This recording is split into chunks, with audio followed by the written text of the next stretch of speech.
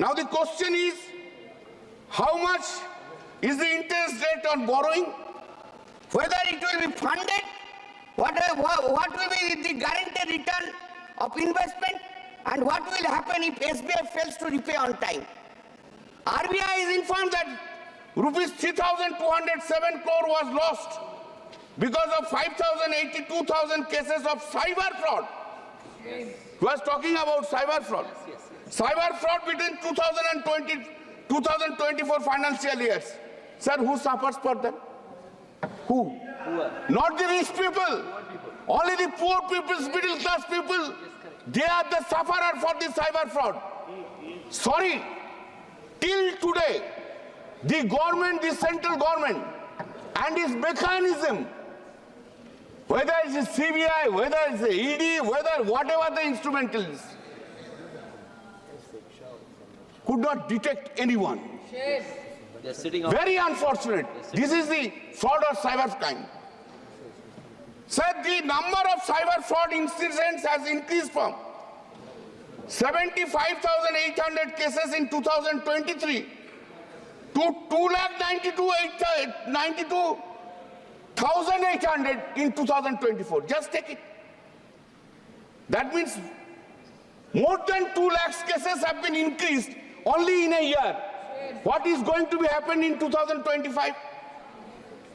UP is number 1. Today I was hearing a speech. I don't know whether the Honorable Prime Minister was giving this speech today or not. I was in the television. He was talking about the cyber crime. I will request the Honorable Prime Minister, save this country from the cyber crime. Take an effective step. सिर्फ बातों में कुछ नहीं होता है. काम करना पड़ता है. काम कीजिए. कुछ तो काम कीजिए. The real growth in an economy is built on bank credit to go large industries and infrastructure projects. Deposit mobilization has been lagging credit growth of some time now. As of August 23, 2000, credit offtake in the Indian banking sector was rupees 169.5 lakhs crore, a 62% increase from December 23, and because bank due stood at 2001. According to the latest RBI data, over the past decade, the share of public sector banks has dropped from more than 75% in 2012 to less than 60% of the overall system. So there is a need of top priority cyber security issue to check financial fraud. And IT management advanced system for fraud detection is a must for building robust cyber security measures. Strict regulatory compliance to adherence to stringent regulation for data privacy of customers and industry-specific laws like anti-money laundering practice. So the banking law, this bill is a donkey passage towards privatization of the Indian banking sector. Prima facie is to improve bank guarantee and investor protection, but actually a slow pace for selling targets its minimum holding in public sector banks from 51% to 26%. Thank you, sir, for giving me the chance to speak. Rani Sri Kumar.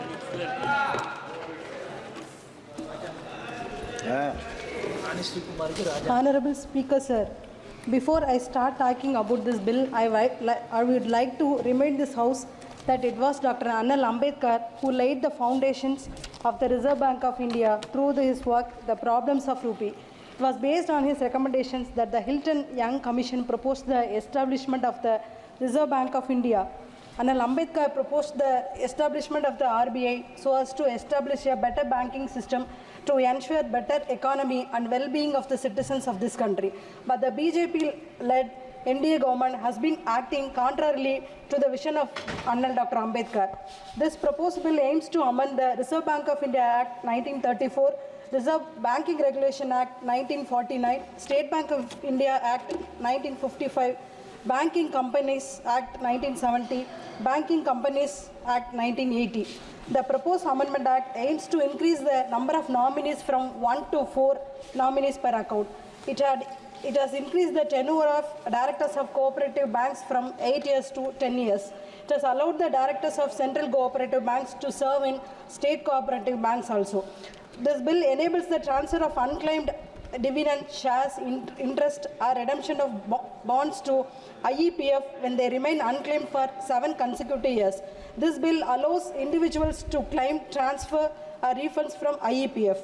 This bill has redefined the term substantial interest by increasing the threshold share from 5 lakhs to 2 crores. There are certain concern with this bill, especially the idea of dual membership and extended tenure poses a serious threat of consolidation of power under some individuals. And also allowing the directors of central cooperative banks to serve in the state cooperative board is a clear encroachment of the independent identity of the state cooperative banks.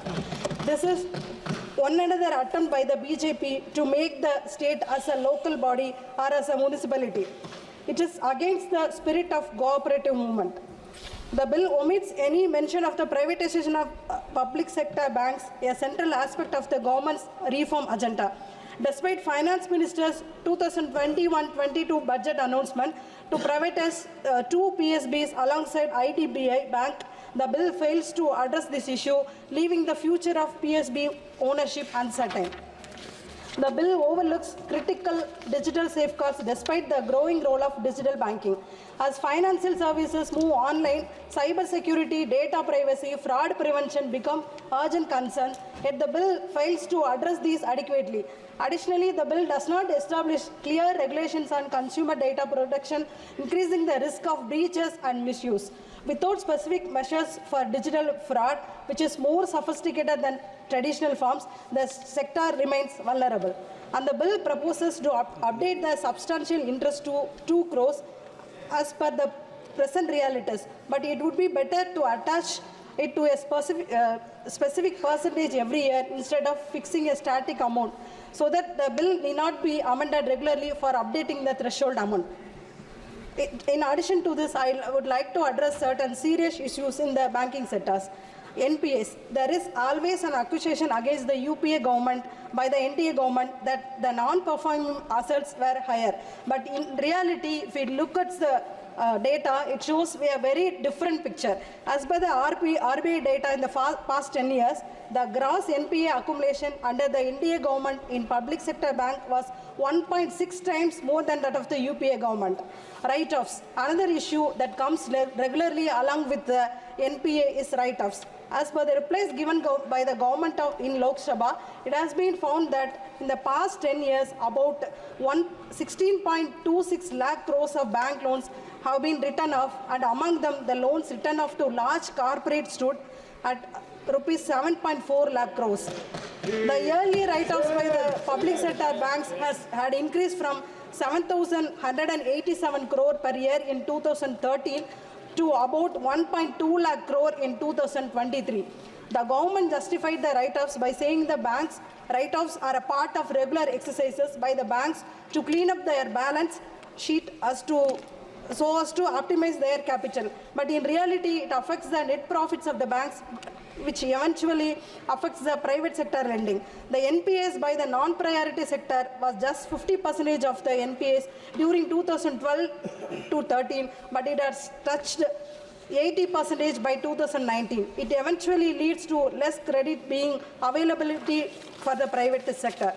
Now coming to the agriculture loan, 6% of total lending of any bank has to be advanced to agriculturists, whereas many of the national banks and especially the private banks are not at all complying the rule of advancing 6% lending to the agriculturist.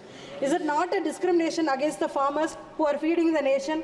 The pity is the banks which are averse to the agriculturists by the way of parking the 6% lending, which is actually due to the farmers into the DAF of NABARD, and thereby earning a huge interest of the money belonging to the farmers.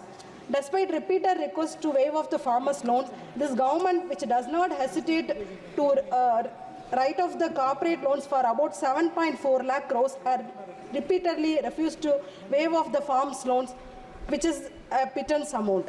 This clearly shows This clearly shows that this government is always an anti-farmer government.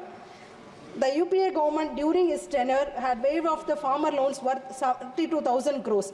And during his tenure, Muthamal Aringer, Dr. Kalaignar had waived off the loans worth 7,000 crores in the year of 2006.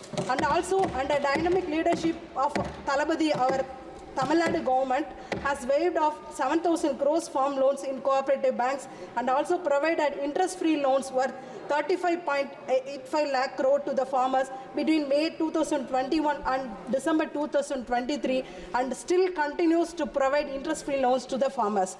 Education loan. As per the education loans are concerned, it should be treated as a welfare scheme. Therefore, the interest waived on such education loans should be scrapped. I submit that levying of interest on the needy students is unacceptable. 5 years moratorium for the repayment of loan should be scrapped. The repayment should start only after the concerned student is employed. Demanding repayment before getting an employment is deplorable. Therefore, the government should consider this demand. In addition to that, multiple conditions are being imposed to provide education loan to the students, leading to complexities and harassments. The process should be simplified for the benefits of the students. Now, coming to the penalty on common citizens. Because of NPA and write-offs, the bank has started their burden to push over the common citizens of the country. We are all know that the government restricted the number of withdrawal of free ATM withdrawal of money from their own account. They have increased the minimum balance amount in the past decade. They are charging for SMS also. As per a reply given by the government in Lok Sabha this year, it has been observed that there has been increase of over 35% in penalties collected by the public sector banks in the past 5 years. And the most serious revelation from the reply that the public sector banks had collected over 8,500 crores from the common people as penalties for not maintaining the average monthly balance. And if we include the private sector banks also, then as per a reply given by the Finance Ministry in Rajya Sabha, about 21,000 crores has been collected since 2018 by both the public and private banks. The same banks that had waived off about 7.4 lakh crores to corporate loans had collected 21,000 crores from the common people. And in addition to this, the government had collected over 8,000 crores of transaction through ATMs beyond free withdrawals and 6,000 crores as SMS charges. Why the people should pay charges for withdrawing their own money? Hidden charges. Next comes the issue of hidden charges. The banks have been imposed fees on customers that are not disclosed in the key fact statement of the loan, which eventually leads to higher interest rates on these loans. This issue has become so serious that the RBI governor himself raised concern regarding this at the Monetary Policy Committee in June this year. Now coming to the cyber frauds issue. If this is the scenario in the conventional bank arena, the situation of customers utilizing online banking apps is much more worse. As per a recent survey conducted by the community platform called Local Circles, about 6 out of 10 customers have faced issues of hidden charges in online banking platforms. Last year, the RBI Deputy Governor has raised concern about this issue of mis-selling, which is popularly called as dark patterns. With the increase in digitalization, many security issues have been created. In a recent RTA reply, the RBI has stated that the number of cyber fraud cases had increased from 75,800 cases in financial year 2023 to 292,000 cases in financial year 2024, and about rupees 2,056 crores were lost due to cyber frauds in the financial year 2024 alone so far. And as per an estimation made by Indian Cybercrime Coordination Center, loss due to cyber frauds could amount 0.7% of the GDP in future. The senior citizens of our country are the most vulnerable group to these online frauds. There has been multiple cases where the scammers have been specially targeting elderly people. The government needs to promote better cyber security measures to protect the elderly from cyber frauds.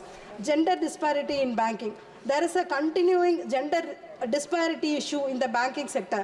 As per the global Findex database 2021 released by the World Bank, nearly 20% of women lack access to the bank account in India.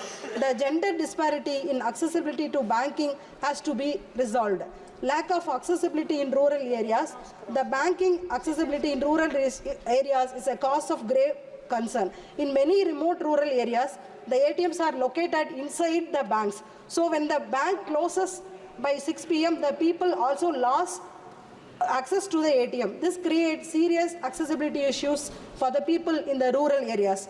Welfare of the banking employees, another major issue that needs a serious attention in the welfare of the bank employees. As per recent reports, about 500 bank employees in India, especially higher officials, committed suicides over the past decade due to work pressure and abuse by the senior official. I conclude that Dr. Ambedkar envisioned a strong banking sector for our country, but the banking sector has been one of the most affected sector under the NDA government. Measures have to be taken to ensure the issues in the banking sector are solved by keeping the concern and welfare of the common people. Thanking you. Tamil Vellum. Thank you. Sri Prasad Rao. Super. ஏமா கடைசி அதை விட்டேன் Tamil Vellum சொல்லிட்டு. தமிழ் வெல்லும் இல்லை அந்த cooperative who is speaking reporter group. Honorable Speaker, thank you for giving me opportunity.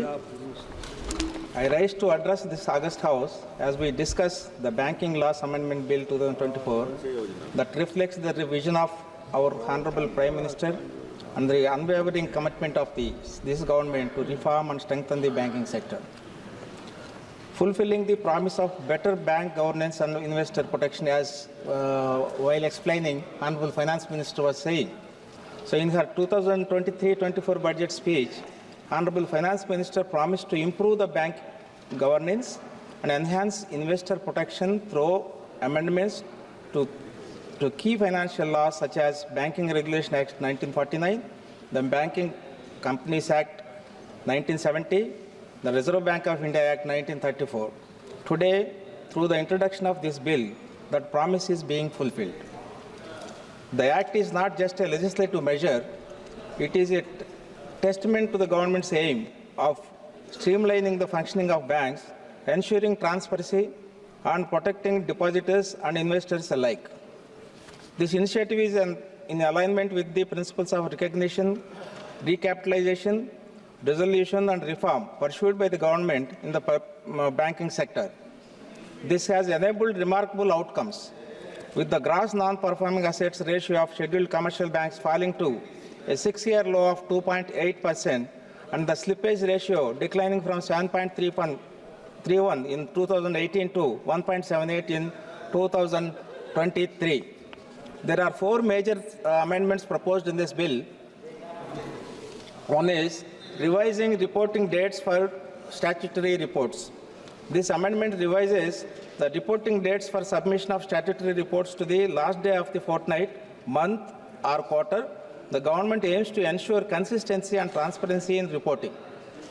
This amendment will streamline the operations of the banks, reduce compliance ambiguity, and uphold the principles of good governance. It is pertinent to note that the government's reform measures have been comprehensive, combining operational streamlining with financial support. Since financial year 2015, the government has infused 3 lakh crore into state-run banks, and the mega merger of 10 state-owned banks into 4 larger entities has created robust public sector bank capable of driving economic growth. Earlier, we used to have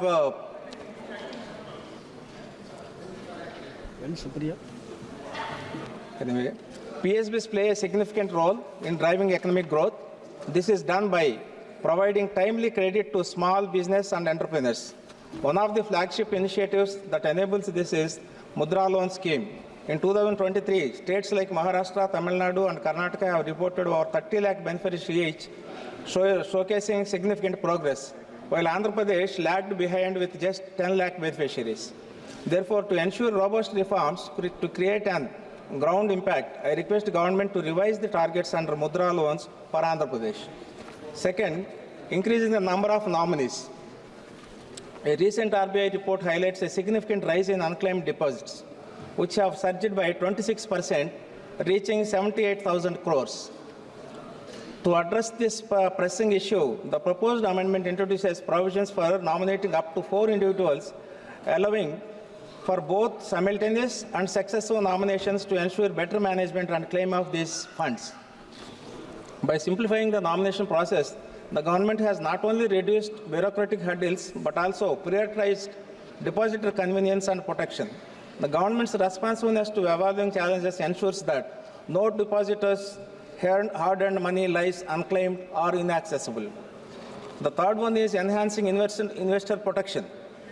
The third amendment provides for the transfer of unclaimed dividends, shares and interest or redemption of proceeds of bonds to the Investor Education and Protection Fund. While the reserve fund available under IEPE has grown from 83 crores in 2018-19 to 86 crores in 2023-24, spending on investor education has disappointingly declined. In the light of cybercrime reports indicating that 14,000 crores were duped from investors, this amendment underscores the urgent need to strengthen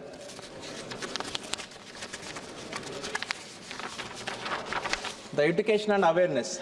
It is vital that funds under IEPEF are effectively utilized to safeguard investors against fraud and exploitation. The fourth one is extending directors' tenures in cooperative banks.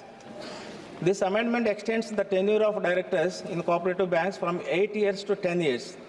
This measure is in alignment with the ongoing efforts in the state of Andhra Pradesh to improve the functioning of cooperative societies. The State Legislative Assembly introduced the Andhra Pradesh Cooperative Society Amendment Bill 2024 to enhance the transparency, efficiency and the management of cooperative societies. Honorable Speaker, this amendment reflects the unified functioning of the double-engine Sarkar, the seamless partnership between the leadership at the center and the states working together for the progress of every sector of our economy. The road ahead, Swarnandhra 2047 and Vikasit Bharat. Under the able leadership of our Honorable Prime Minister Sri Narendra Modi ji and the visionary Chief Minister of Andhra Pradesh Sri Chandrababu Naidu ji, we are building a prosperous and progressive India. The synchronized governance of this double-engine Sarkar ensures that the vision of Swarnandhra 2047, a state of happy, healthy and wealthy people, contributes to the larger goal of Viksit Bharat. So this bill is yet another step towards the robust government, stronger financial systems and empowered citizens. I stand in support of these reforms that pave the way for a brighter and more secure future for all. In addition to that, sir, give me 1 minute. 2 more suggestions for me. See, at the district level, when PMEGS and MSME loans are, sanctioned, uploaded in one instance, I'll give you, in SBI, 80 applications have been uploaded. The cleared were only 5. So the cleared instruction should be given to the banks so that these people will get the benefit out of it. Another, I request through you, Honorable Finance Minister, to strengthen or streamline the conditions terms for the OTS scheme in banking.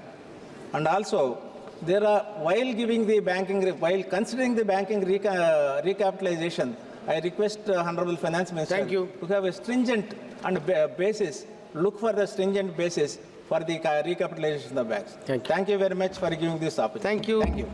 Sri Anil Desai, Honorable Member Anil Desai. Thank you, Deputy Chairman, sir. Banking Laws Amendment Bill 2024 is the proposed legislation seeks to improve governance standards, provide consistency in reporting by banks to RBI, ensure better protection for the depositors and investors, improving audit quarterly in public sector banks, bring customer convenience in respect of nominations, and providing for the increase in the tenure of the directors in the cooperative banks. The bill proposes to amend, namely, RBI Act 1934, Banking Regulation Act 1949, State Bank Act 1955, Banking Companies Acquisition and Transfer of Undertakings 1970 and 1980. So this BR Act 1945 amendment in Section 5, the first amendment, is to redefine the substantial interest, the threshold that the shareholder of beneficial interest by an individual from 5 lakh to 2 crores, as it is being redefined since the last time it was taken up. That was way back in 1968. But the moot question lies here that it is being raised to 2 crores. The limit is being raised to 2 crores.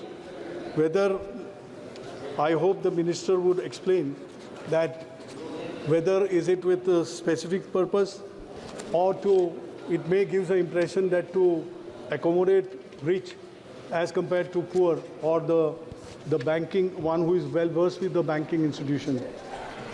Because I'm stating this because banking industry is one of the major sectors which is indicator of the health of the economy.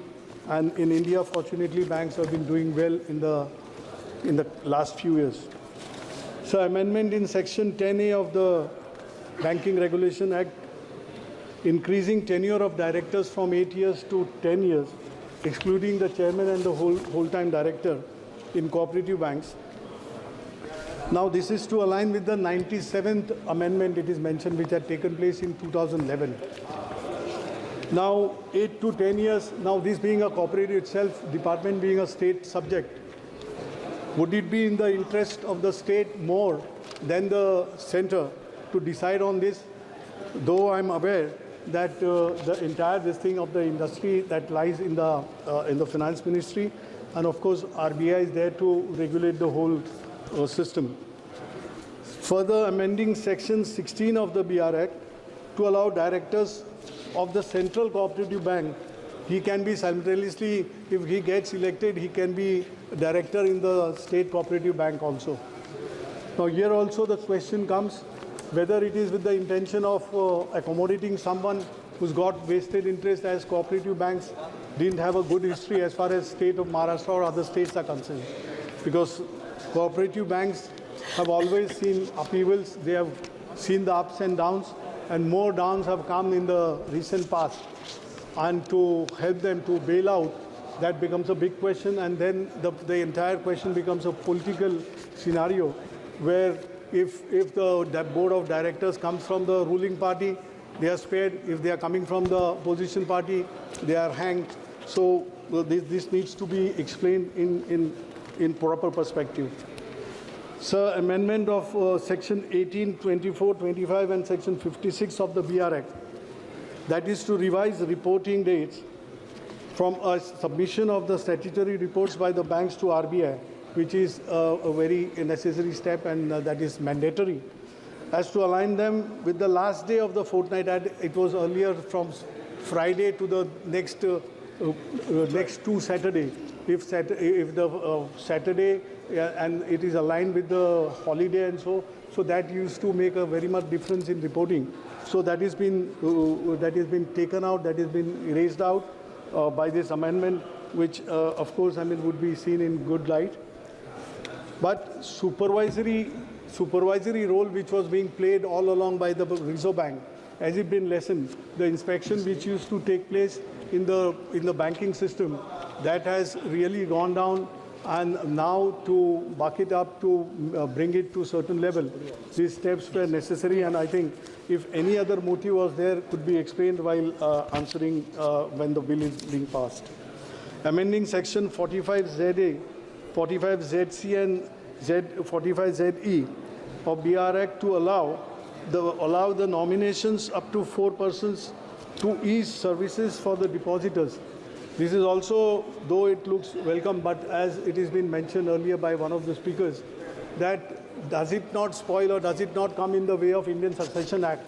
Because on the death of the account holder, the succession becomes, and you have to get the probate from the court unless that is been dealt with at detail. I mean, the account or the nominees also, they do have problem in operating the account. So even that needs some explanation. Amending Section 38 of SBI Act 1955, Section 10B of the Banking Companies Act, that is Transfer, Acquisition and Transfer, 1970, and Section 10B of the 1980 for transfer of unclaimed dividends, shares and interest or redemption of bonds to Investor Education and Protection Fund allow the individual to claim the transfer of or refunds from that account. These steps were welcome and expected also, but the major thing is today, if you go by the reports, that due to steps not taken at a regular interval, even non-performance by the bankers as far as KYC of the depositors are concerned, lot many accounts have been there and they have not, they are dying in a dormant position.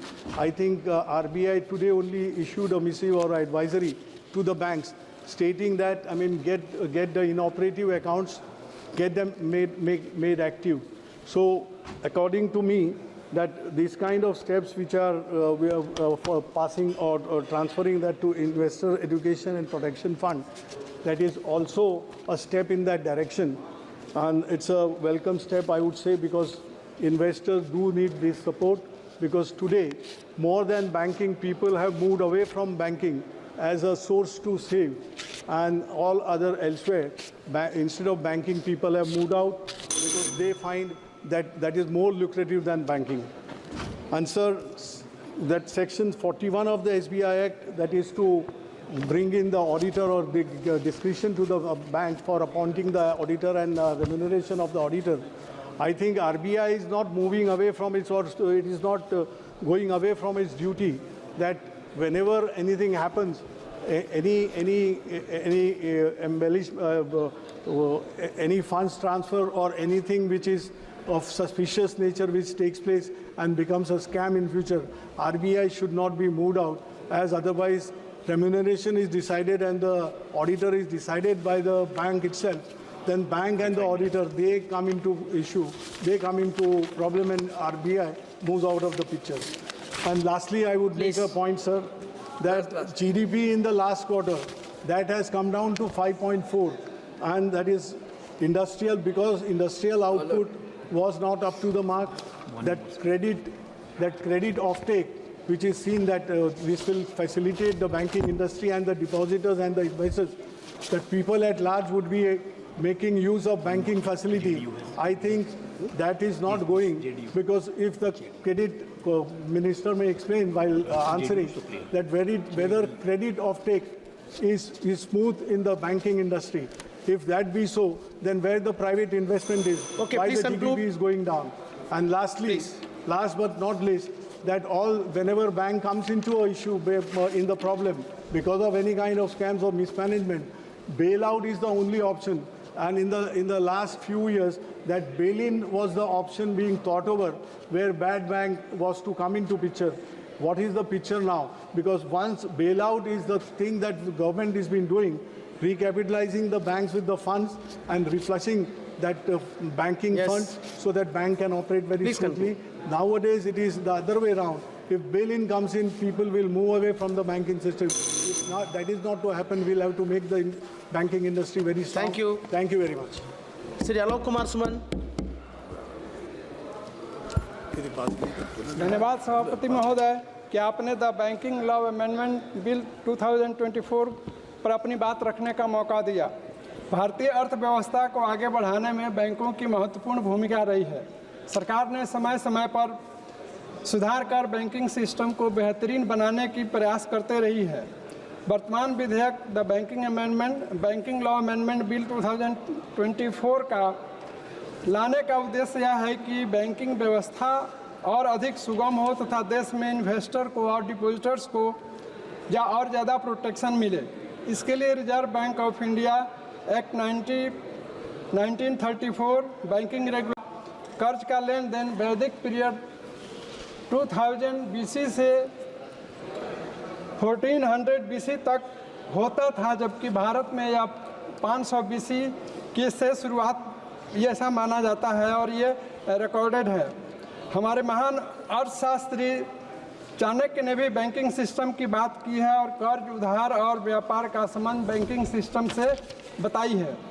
भारतीय इतिहास देखने से पता चलता है कि banking व्यवस्था में वैदिक पीरियड से लेकर आज तक समय के अनुसार इसके रूल्स और रेगुलेशंस को अमेंड किया गया है ताकि वर्तमान परिप्रेक्ष्य में हम डिपोजिटर्स और इन्वेस्टर्स की हितों को पूरा कर सकें और इससे जुड़े लोगों को अच्छी व्यवस्था दे सकें। महोदय, वर्ष 1935 में रिजर्व बैंक ऑफ इंडिया की स्थापना की गई, तब से अभी तक आरबीआई ने 90 साल की अवधि बैंकिंग गवर्नेंस में सफलतापूर्वक पूरा किया है। बैंकिंग अमेंडमेंट बिल 2020 के पास होने से निश्चित रूप से सरकारी बैंकों का ऑडिट क्वालिटी व्यापक और बेहतर होगा। साथ ही साथ ट्रांसपेरेंसी आएगी और देश में व्यापार, लेन देन, लोन तथा उपभोक्ता के हित में होगा। महोदय, द बैंकिंग रेगुलेशन एक्ट 1945 के सेक्शन 5 में सब्सटेंशियल इंटरेस्ट को दोबारा परिभाषित किया गया है और इसे 5 लाख से बढ़ाकर 2 करोड़ किया गया है। महोदय, इसमें मेरा सुझाव होगा कि हम इसको अगर 5 करोड़ तक रखते हैं तो वर्तमान वैल्यू के साथ होगा तथा छोटे व्यक्तियों जो बैंक से जुड़े हैं उनकी भी इंटरेस्ट की पूर्ति होगी और इन्वेस्टर तथा डिपोजिटर्स की हितों की भी और रक्षा होगी। महोदय, द बैंकिंग रेगुलेशन एक्ट के सेक्शन 10A के सब सेक्शन 2A में भी अमेंडमेंट किया गया है ताकि कोऑपरेटिव बैंक्स के डायरेक्टर्स का टेन्योर 8 साल से बढ़ाकर 10 साल हो और यह संशोधन 19th अमेंडमेंट संविधान के 19th अमेंडमेंट 2011 के समरूप हो। महोदय, हमारे माननीय प्रधानमंत्री श्री नरेंद्र मोदी जी एवं हमारे माननीय मुख्यमंत्री श्री नीतीश कुमार जी के नेतृत्व में बैंकिंग सिस्टम एक कुशल और रिकॉर्ड क्रेडिट और प्रॉफिट वाला बैंक बन रहा है। हमारे माननीय मुख्यमंत्री जी के नेतृत्व में बिहार में सबसे पहली बार स्टूडेंट क्रेडिट कार्ड शुरू की गई और स्टूडेंट लोन के लिए सरकार गारंटर बनी और हमारे माननीय प्रधानमंत्री श्री मोदी जी के नेतृत्व में सरकार ने 3.5 लाख करोड़ रुपए बैंकों में सुधार एवं सुविधा के लिए खर्च किया। महोदय, यह कुशल नेतृत्व का ही प्रभाव है कि वर्ष 2018 में जो नॉन परफॉर्मिंग एसेट 11.25% था, जो 2023 में इसमें 3% की कमी आई। आरबीआई के डेटा के अनुसार 57,585 करोड़ रुपए 2015-16 में राइट ऑफ किया गया और वर्ष 2016-17 में 81,683 करोड़ और वर्ष 2017-18 में 1,28,229 करोड़ रुपए राइट ऑफ की गई। महोदय, इस विधेयक पर अपनी बात रखते हुए मैं कुछ और सुझाव देना चाहता हूँ। Sir, 1 minute please conclude. खत्म हो गया। सुझाव देना चाहूँगा कि देश में बैंकिंग सिस्टम से आम आदमी और व्यापार को दूर दराज और गांव तथा पहाड़ी इलाकों में रहने वाले लोगों को भी बैंकिंग सुविधा मिले। गांव में जहां पर बैंक अभी तक नहीं है तथा आबादी 10,000 से ज़्यादा है, वहां पर बैंक की परमानेंट यूनिट की स्थापना की जाए ताकि किसान और आम आदमी और उसके ट्रेडिंग के बैंकों से वो फ़ायदा ले सकें। और मेरा एक और सुझाव है कि बैंकों में खाली पड़े सभी परमानेंट वैकेंसीज को भरी जाए ताकि बैंक के काम काजों में और ज़्यादा इजाफा हो। महोदय, शिक्षा के लिए लोन जो कि हायर एजुकेशन पाने के लिए दिया जाता है उसको भी सिंप्लीफाई करके अधिक से अधिक छात्रों को लोन दी जाए। इंडियन बैंक एसोसिएशन के डाटा के वर्ष 2022-23 में 24,997 करोड़ रुपए का लोन दिया गया था। बस 1 minute, last line sir, please conclude. और वर्ष 2023-24 में 28,699 करोड़ रुपए का लोन दिया गया जो कि एक सराहनीय कदम था। महोदय, मैं इन्हीं शब्दों के साथ इस बिल का समर्थन करते हुए अपनी बात समाप्त करता हूँ। धन्यवाद। श्रीमती सुप्रिया सोले। Sir, I stand here in support of the banking bill today. And I would like to ask a few questions and highlight a few points and a few suggestions to the Honorable Finance Minister of India. She has brought in this bill with a good intention of improving banking, which we all are happy to be a part of that system, with more transparency and make sure that every depositor and investor is protected. What does a bank bring to you? Bank is a relationship only of trust. You trust the bank, that's why you go to a bank. So clearly, when it's a relationship of trust, the first thing you expect is protection in that relationship. So I appreciate what she has done, but I'd like to ask her a few questions which she could kindly answer in her reply. Is in the point 3, clause B, you have the suggestion given is regarding the tenure of the directors in the cooperative banks. My suggestion to the Honorable Finance Minister is, like when we did the Companies Act, we had made it prospective. So whether you make it 8 years or 10 years, whatever you've recommended, can we make sure that it's prospective? Because what will happen if right now there's such a big change in the system, there will be a whole generation of people, of directors, who will have to either be moved out. So that could create a huge disruption. So why not make it prospective? So starting from this year, it's a suggestion. Maybe you can put it a few years here and there. But I think it will help the industry. So it could be a plan of the next 5 to 10 years that a new crop, if you're probably wishing to bring in. Because in cooperatives, sir, like you and I get elected, in the cooperative banking, they're elected members. So an elected member, they have capped it. I don't know what the intention of the government is to cap it. I'm sure it's a very noble intention. But if it's prospective, it will really help the industry. Hence, I'm making this recommendation to her. In the second point where she has talked about governance standardization and making sure that the depositors are protected. Sir, I have this question, which in the PMC case, the Honorable Finance Minister was most helpful the last time when we reached out to her for help in this case. But there's another bank called Shivaji Bhosle Sahkari Bank in Maharashtra, which is a cooperative bank. And there are many banks pan-India where the investors are not protected. Then they put the 5 lakh rupee cap. When you say, the normal reply from the government is that 95% people get their deposits back. It's only the 5% who don't get it. It's the large ones. Sir, from 5 to 10 to 15 to 25 is not a large amount. And what happens in these kind, I'm going to make a very pragmatic statement now, is really if somebody does a financial fraud in this country, should we put them in jail? Should be the first action. My question is, it's an humble suggestion which has come to me from people in my constituency and my state, that when there is a financial fraud, you pick up somebody, put them in jail. They are sitting in jail for 10 years, for I'll say. Nothing happens. People are still suffering. They don't get their money back. So what is the big advantage of arresting somebody? I'm not saying don't arrest them. What I'm trying to suggest is, why not first make that person pay back to all the poor people who he owes or she owes the money to, and then put them in jail or whatever system you want. So in any financial fraud, because what happens is the PMC, like an example, which she has been very indulgent towards us in helping, when those people, that entire family was arrested, for years nobody got any hearing for the reason that all the assets were in their name. There was nobody in the family to sell it, so the deposit never got any money. And then what happens if it's in a huge litigation, the government goes to court, it takes forever. It's the same thing what has happened in the IBC Act. The intention of the IBC Act was very, very good. You put them into solvency, but what happens, the court, which was first an arbitrator, a facilitator has become an arbitrator now. So you go to court, but justice is never done. So what is the whole intention of, I'm not saying, please don't misunderstand me, I'm not saying if somebody does a fraud, don't arrest them. Please do arrest them. But can we first have a system where you pay back the depositors? What is the intention of doing all this? Of cleaning up the system to making it a fair justice system so that the depositor is protected? How will you protect the depositor if he or she doesn't get the money back in time? They don't get loans, their children's loan, their insurance, their education loans. So how does it help? Or health services.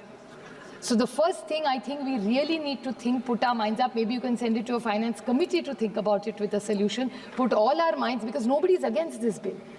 So how do we innovate to the next step? Strengthen our banking system and make sure the depositors is my suggestion to the Honorable Finance Minister. And she has also suggested that the Investor Education Protection Fund.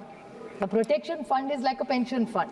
Now, this government for years have been raising it, sir, that the EPS 95, it's a little bit away from the banking bill, but I'd like to highlight, I'm just drawing a comparison, that the EPS 95 pensioners have given money which is lying with the government. They don't get the money that was committed to them. Now, in a pension, for years, it's been a decade. I mean, I'd like to quote, unfortunately, he's no more with us, but Honorable Arun Jaitley ji, when he was the finance minister, had committed to the EPS 95 people to get the money that they deserve. It's their own pension money, but they never got it. So I don't want this scheme also to go in the same way because we've had a history. So I hope that this Investors Education and Protection Fund, since you're calling a pension and a protection fund, is something very similar. So I hope there is no confusion in any of this, and the EPS 95, which is the pension money, they should also get it. One most important point is the cyber. As a matter of fact, just today, in today's newspaper, it has come, sir, that just in Delhi alone, 452 crores cases worth of scams in banks have occurred just in the last 1 year. This is just, I'm talking only about Delhi, sir. 452 crores. So how are we going to ride over the technology? How are we going to ride over dark net? So how is this, what is government going to do, or are you working with the banks? Because if you are making sure that you don't want scamsters, you want investors to be protected, so all these old senior citizens whose money is lying in the bank, how are we going to help them and protect them? Because a lot of times they get little notes, they click on it, and the money is gone. So what intervention is the government doing for technology? It's going to be very, very hard. I do understand, because not necessary that this dark net is anybody sitting in India. It could be anywhere in the world. So what intervention is the government doing to safeguard all the securities in the bank? Two small points I'd like to ask.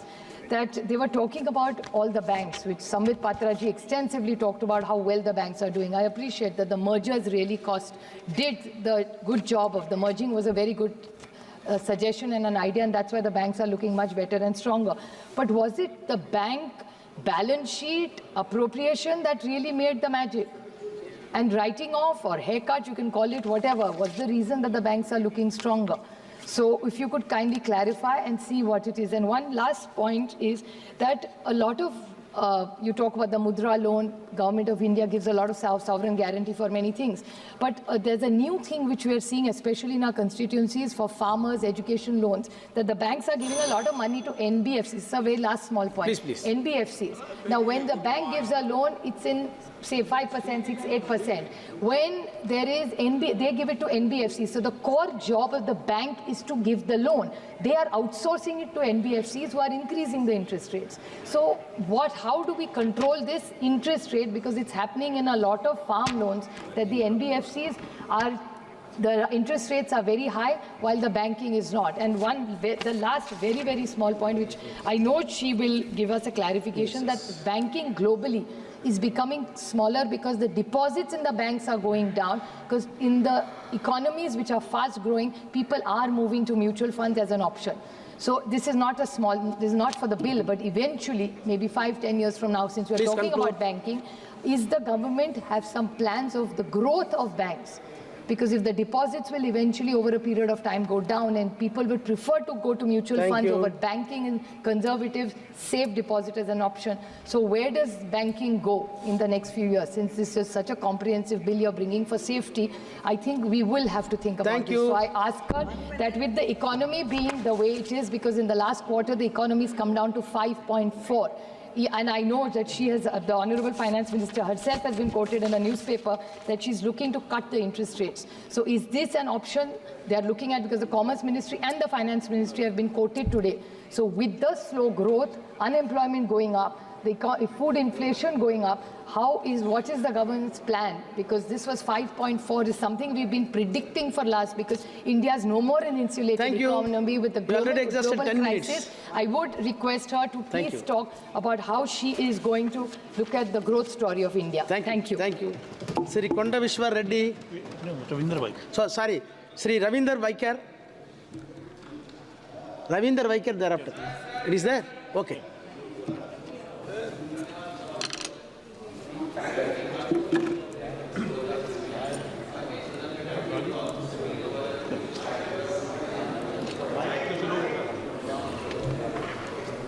But that's your style. That's your style. Repo mein she believes in positive. Okay. Banking कानून संशोधन विधेयक 2024। आज मैं इस सदन में banking laws amendment bill 2024 पर अपने विचार रखने के लिए खड़ा हूं। ये विधेयक भारतीय बैंकिंग प्रणाली को सशक्त और आधुनिक बनाने की दिशा में एक ऐतिहासिक कदम है। ये विधेयक न केवल बैंकिंग क्षेत्र में पारदर्शिता और प्रभावशाली लाने का प्रयास करता है, बल्कि जमाकर्ता और निवेशकों अधिकारों की रक्षा के लिए ठोस प्रावधान करता है। ये विधेयक रिजर्व बैंक ऑफ इंडिया अधिनियम 1934, बैंकिंग अधिनियम 1949, भारतीय स्टेट बैंक अधिनियम 1955 और बैंकिंग कंपनियां अधिग्रहण और हस्तांतरण अधिनियम 1970 और 1980 में संशोधन करता है। इसमें माध्यम से बैंकिंग क्षेत्र में आधुनिक प्रबंध और संचालन के अनुसार बनाया गया है। इस बिल में संशोधन किए गए जिसके बारे में सभागृह में बात हुई है, मैं खाली टाइम का ये देखते हुए इसके लिए मेरे कुछ सुझाव है। इसके अंदर मेरा एक पहला सुझाव है, गैर न्याय परिसंपत्तियां एनपीएससी एक गंभीर समस्या है। भारतीय बैंकों, विशेष रूप से सार्वजनिक क्षेत्र के बैंकों में पीएसबीएस के सामने सबसे बड़ी चुनौती गैर निवादित परिसंपत्तियां नॉन परफॉर्मिंग एसेट की है। मार्च 2023 तक पीएसबीएस का संकलन एनपीए 5,53,00,000 करोड़ था। ये समस्या न केवल बैंकों की लाभप्रदता को प्रभावित करती है, बल्कि ये ऋण विवरण की गति को भी धीमा करती है। एनपीए के कारण बैंकों का पूंजी आधार कमजोर होता है, जिससे विकसनशील क्षेत्रों को ऋण देना मुश्किल हो जाता है। मेरा सुझाव यह है कि बैंकों को एनपीए पहचान करने के लिए रिस्क मैनेजमेंट सिस्टम को सुदृढ़ किया जाए। Solvency and bankruptcy code IBC के तहत मामलों के इसकी तेजी से समाधान को प्राथमिकता दी जानी चाहिए। दूसरा विषय, साइबर सुरक्षा। डिजिटल बैंकिंग का खतरा। डिजिटल बैंकिंग के वृद्धि के साथ साइबर धोखाधड़ी की घटनाएं की भी बढ़ी है। 2023-24 में भारत में बैंकों में 25,000 से अधिक साइबर धोखाधड़ी के मामले दर्ज किए गए। ग्राहकों का डेटा और धन सुरक्षित रखने के में बैंकों को काफ़ी चुनौतियों का सामना करना पड़ता है। मेरा सरकार से निवेदन है कि बैंकों का एआई सुधारित साइबर प्रणाली लागू करना चाहिए और ग्राहकों को कर्मचारियों के लिए साइबर सुरक्षा प्रशिक्षण कार्यक्रम आयोजित करना चाहिए। Financial inclusion. ग्रामीण और दूरदराज क्षेत्रों में बैंकिंग सेवाओं के सीमित पहुंच वित्तीय समावेश के लिए बड़ी चुनौती है। वित्तीय समावेश सूचकता 2023 के अनुसार कई राज्यों में बैंकिंग सेवा की पहुंच भी कमजोर है। ग्रामीण क्षेत्रों में शाखा और एटीएम की संख्या बहुत कम है। मेरी सरकार से निवेदन है कि डिजिटल बैंकिंग सेवा के लिए इंटरनेट कनेक्टिविटी इंफ्रास्ट्रक्चर को मजबूत करना चाहिए। मोबाइल बैंकिंग वैन और डिजिटल कियोस्कों की शुरुआत की जानी चाहिए और बैंकों को ग्रामीण क्षेत्रों में शाखा खोलने के लिए प्रोत्साहित किया जाना चाहिए। सहकारी बैंकों की कमजोर स्थिति। सहकारी बैंकों का प्रशासन पूंजी आधार कमजोर है।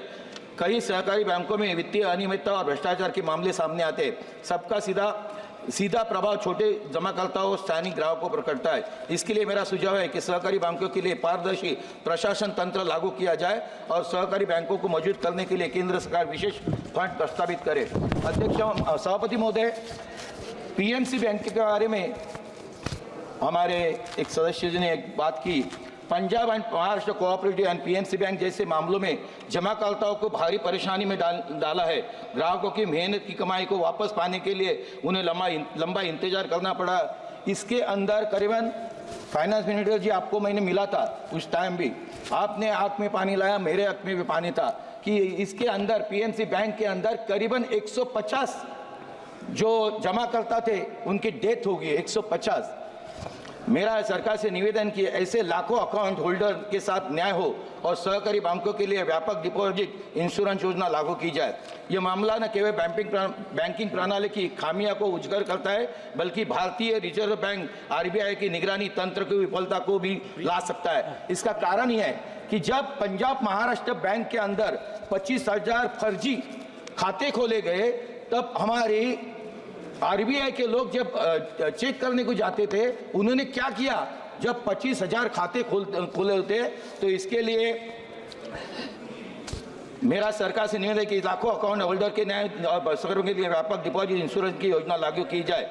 मामला केवल बैंकिंग प्रणाली को खामियों को उजागर करता है, बल्कि भारतीय रिजर्व बैंक के मैंने जो कहा कि निगरानी तंत्र की विफलता को भी दिखाता है। पीएमसी बैंक में धोखाधड़ी और कुप्रबंधन के कारण लाखों जमाकर्ताओं को अपनी मेहनत की कमाई तक पहुंचने से रोका गया है। आरबीआई जो देश की बैंकिंग प्रणाली का संरक्षक है, इस घोटाले का रोकने के असफल रहा। इतना ही नहीं, यूनिटी फाइनेंस जैसे बैंक का प्रबंधन सौंपा गया था। अब जब जमाकर्ताओं को उनकी राशि लौटाने असफल रही है, भले ही उनकी धनराशि की वसूली कर रहे।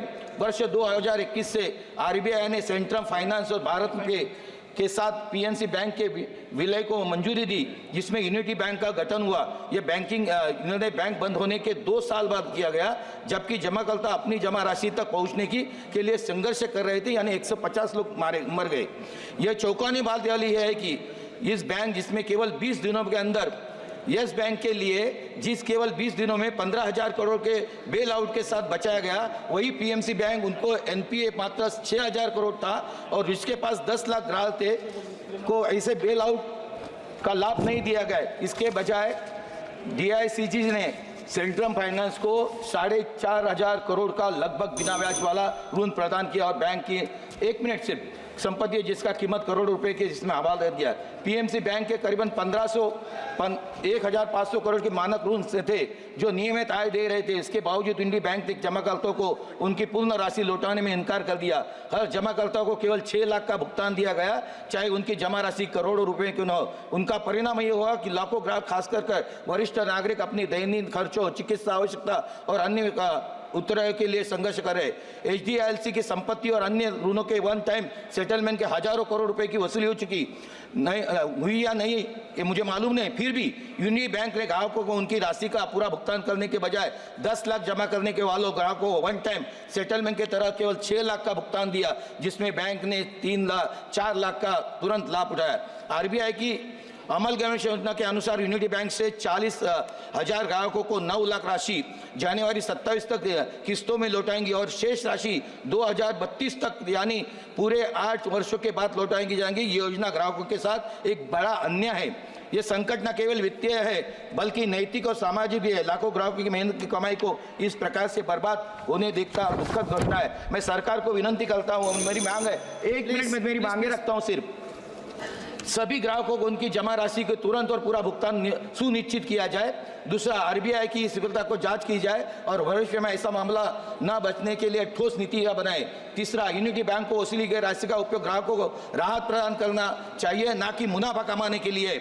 चौथा, एनसीएलटी जैसे संस्थाओं के माध्यम से मामलों का तेजी से निपटवारा करना चाहिए। अध्यक्ष महोदय, सभापति महोदय, माननीय मंत्री महोदय, स्थिति के केवल जमाकर्ताओं के साथ अन्याय है बल्कि हमारे बैंकिंग प्रणाली की विश्वासता पर भी सवाल खड़े रहते हैं। मेरा लास्ट है, बैंकिंग कानून संशोधन 2024 को हमारी बैंकिंग क्षेत्र अधिक सशक्त, पारदर्शिता, उदारतादायी बनाने की दिशा में एक दूरदर्शी कदम है। ये विधेयक न केवल हमारे बैंकिंग तंत्र को आधुनिक बनाए बल्कि ग्राहकों, निवेशकों और बैंकों के लिए सुरक्षित वातावरण निर्माण करेगा। इस विधेयक का पूर्ण समर्थन करता हूं और ग्राहक आग्रह करता हूं कि मेरे द्वारा किए गए सुझावों पर भी विचार किया जाए। साथ में पीएमसी ग्राम ग्राहकों के शीघ्र न्याय की मांग करता हूं। फाइनेंस मिनिस्टर, इसके बारे में आप अपने भाषण में उत्तर देंगे और उनका जो न्याय मिलेगा इसकी मैं आपके माध्यम से रिक्वेस्ट करता हूं। Sir, thank you sir. Please. Thank you, sir. The banks have a vital role in the nation's growth and development. They offer capital and financial services to industry, small business, and individuals, enabling them to thrive, sir. The Banking Laws Amendment Bill 2024 was introduced on August this year, and the bill aims to bring about better governance, standardized definition of terms, standardized reports, greater autonomy to cooperatives, and protect the depositors. These are all part of the much-needed reforms in the banking industry, sir. And I feel all parties should support the bill, and so I'm glad to see some of the opposition party members also supporting this bill in the interest of the nation. However, sir, some members have reservations. One of the members from Congress seems to be opposing on certain grounds. In fact, there's no consistency. There's opposition among themselves, sir. The member from Congress was saying he's not here, so I'm not taking his name, that this bill is an attack on the very federal system and the federal structure of this country because it goes into the cooperative banks, which is a state subject. But yet another member, honorable member, I think Saugat Rai from Trinamool Congress, says this is superfluous and these are very simple, and these could have been amendments that have been done through administrative decision, sir. So two sides of the opposition are opposing one another, sir. See, the honorable member from Congress who feels that the federal structure should is threatened should know that if anything, any bill was against the federal structure, it is the 97th Amendment of the Cooperative that the Congress government brought in 2011, sir. And while the entire bill was not struck down by the Supreme Court, those aspects of the bill which actually infringed upon the state authority, the Supreme Court struck it down in July 20th, sir. So if anything is against the federal structure, it is a Congress bill. Federalism khatre mein hai, that is because of Congress UPA bill, sir.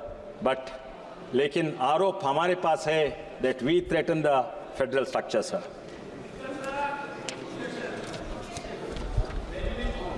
Some feel, sir, some feel that 5 legislation through 1 bill is too much, but imagine 19 amendments through 19 bills. It'll take several years to pass in this house full of disruption, thanks to the opposition, sir. Also, they have forgotten that in 2013, the NDA government amended the, it's a nice bill, sir, it's a right to fair compensation and transparency in the Land Acquisition Act of 2013. This amendment also amended several bills, including National Highways Act and Railways Act, showcasing the pattern of the and the comprehensive legislation aimed to address a critical issue, sir.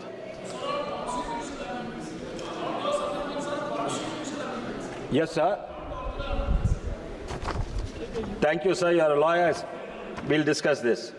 Sir, our government recognized the need for reforms in the banking sector after the previous Congress government left the banks in doldrums with humongous NPAs, leaving many banks on the verge of collapse, sir. So, Honorable Member Gaurav Gogaji talked about the chronology, sir. So, give me a minute to talk about the chronology, sir. We heard the history of banking industry from 1969, where the banks were suddenly nationalized overnight. Suddenly nationalized overnight. It doesn't matter who opposed. From the sudden nationalization, let's discuss. It happened. Whether it's good or bad can be discussed later, but it happened. One more thing, sir, I respect the sentiment and the sensitivity of my colleagues from Congress party, so I will not take the names, but the scam that happened right here, sir, on the Parliament Street branch, now the Sansad Marg branch. I will not take names, but at least let's see what we can learn from it. Somebody called and 60 lakhs was transferred.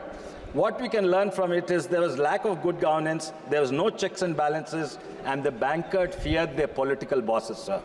So instead of what we needed was regulation, not merely nationalization and political influence, sir.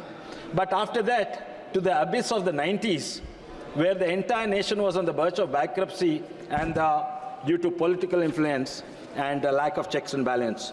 In 1991, India faced the worst economic crisis on the brink of sovereign default.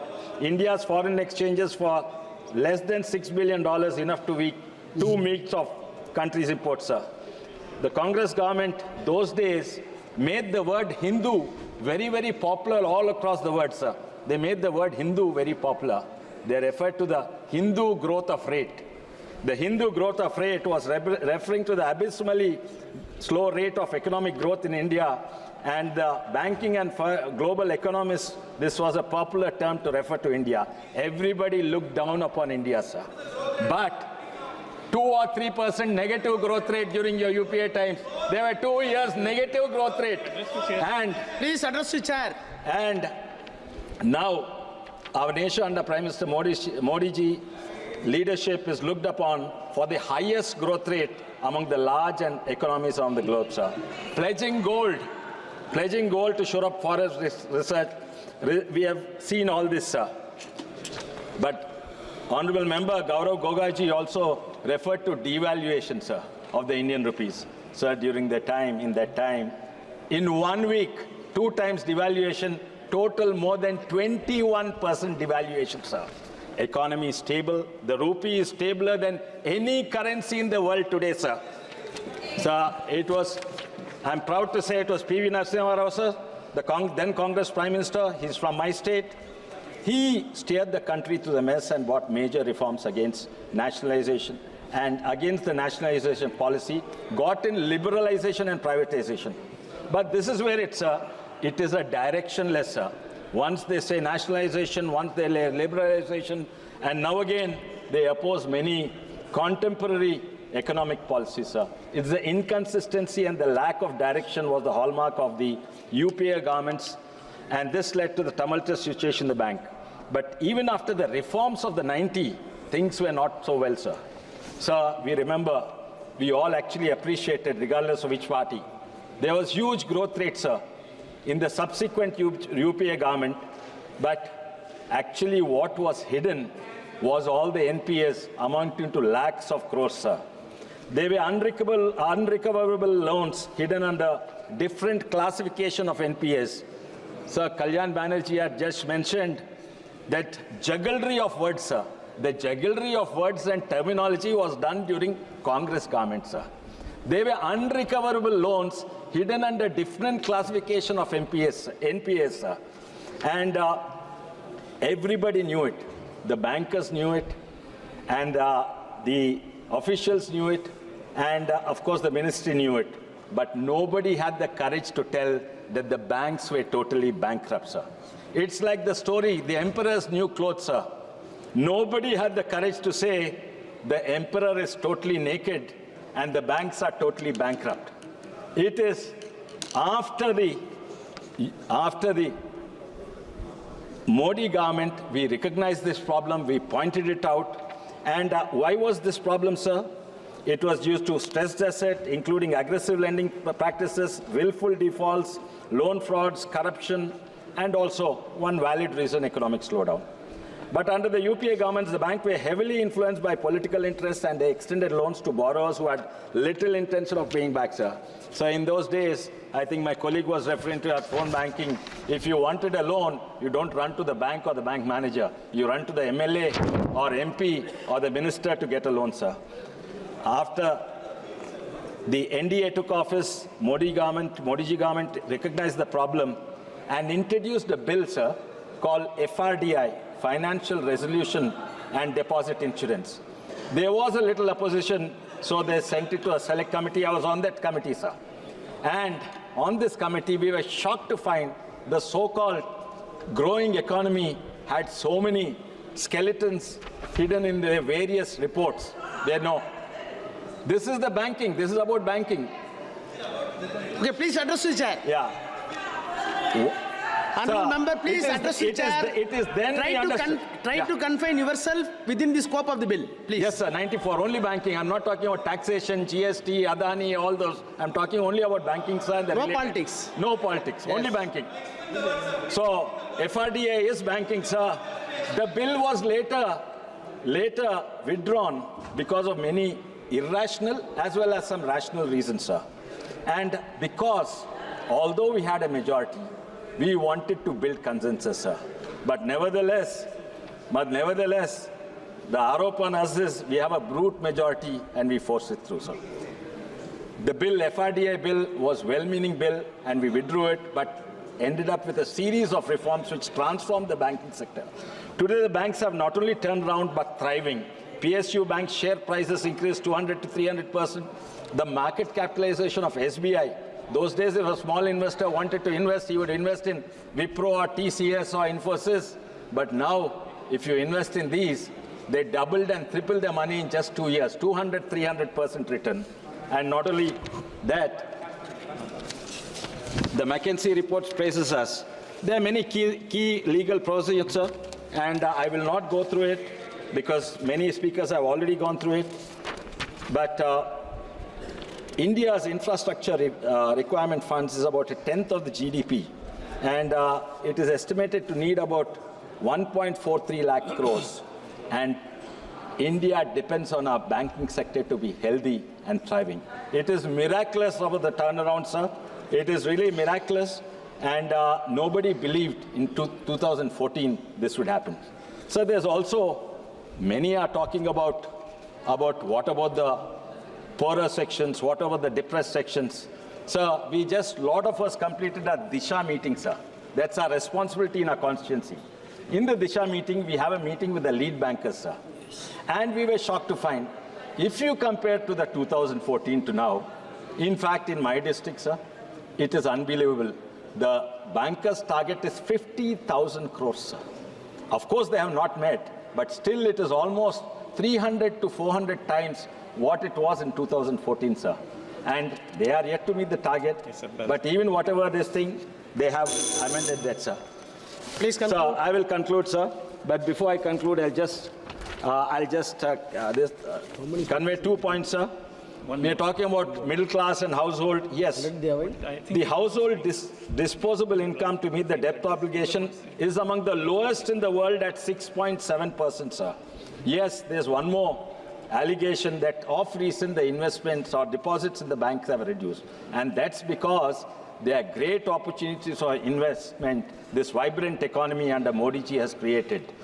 There are SIPs, systematic investment plans, mutual funds, and instead of putting a deposit in State Bank of India, if you buy your State Bank of India shares, you'll make much more profit. And there are various avenues for investments that we have seen, sir. But before I go, just last 2 points, sir. If you went to a village 10 years ago, in 2014, there used to be 10 motorcycles. If you go today in the same village, there are 300 to 400 motorcycles. There were 10 to 20 bank accounts holders. Now there are 400 bank account holders, sir. And this is the Antodai. And please conclude. I'll conclude, sir. I have 20 minutes, but I'll conclude. One more speaker has to speak. Yeah, I'll just conclude. Please. Just 2 minutes, sir. And so it is the Antodai we are following, sir. And honourable member from Hyderabad asked a question in Parliament, a start question, about where the Mudra loans are going and what's happening. The maximum, I think, 300% growth in the loans to the depressed classes, sir. The Pradhan Mantri Jan Dhan Yojana with bank accounts opening, Mudra Yojana, Stand Up India, Atmanirbhar, street vendors program, Vishwakarma Yojana, all these have really gone, sir. But one thing, sir, I would conclude with one thing. It was policies were directionless, but this government has a direction. But just a direction is not enough, sir. We need a vector. Vector has both a direction and a magnitude. Even if you're going in the right direction, if you don't have the magnitude, you'll fall short, sir. This government, the vector, it has the magnitude and direction, and the trajectory is Viksit Bharat 2047, sir. Thank you, sir. Thank you. Sri Arun Bhardi.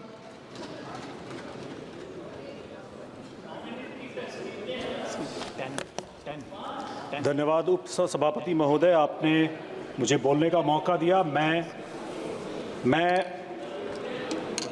Banking laws amendment bill 2024 के अपनी party की तरफ से लोक जनशक्ति party Ramvilas और अपने राष्ट्रीय अध्यक्ष चिराग पासवान जी से इस बिल के समर्थन में खड़ा हुआ हूं। मैं वित्त मंत्री और प्रधानमंत्री जी का भी अभिनंदन करना चाहूँगा इस बिल के लिए।